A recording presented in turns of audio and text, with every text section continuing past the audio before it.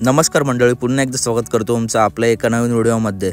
मित्रांनो, श्री सेवागिरी महाराज यांच्या 77व्या पुण्यस्मरणानिमित्त भव्य दिव्य महाराष्ट्रातील पहिलं हिंदकेसरी मानाचं हिंदकेसरी मैदान आपल्या भेटीस येत आहे। मित्रांनो, मागच्या वर्षी या मैदानाची मानकरी ठरली होती।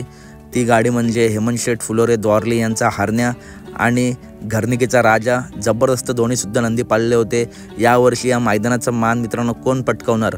मित्रांनो, या मैदानात एक नंबर महत्त्वाचा नसतो, तर या मैदानात फायनलचा गुलाल प्रत्येक बैलगाडा मालकासाठी खूप महत्त्वाचा असतो मित्रांनो, कारण हा इतिहासात याची नोंद केली जाते। आणि मित्रांनो, हे मैदान येत्या 27 डिसेंबरला आपल्या भेटीस येत आहे।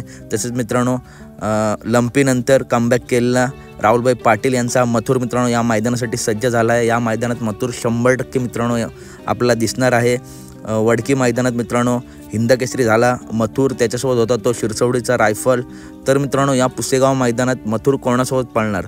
तर मित्रांनो, पिंटू शेट मोडक वडकी राहुलबाईंचे मित्र।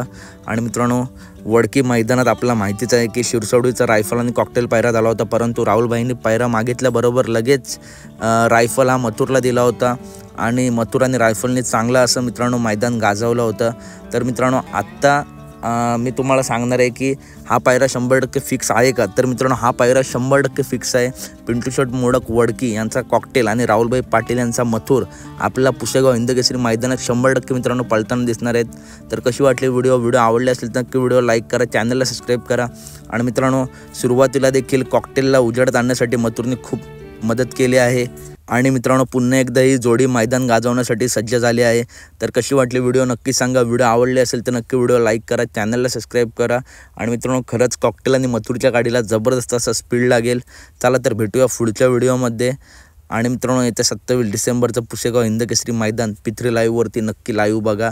धन्यवाद।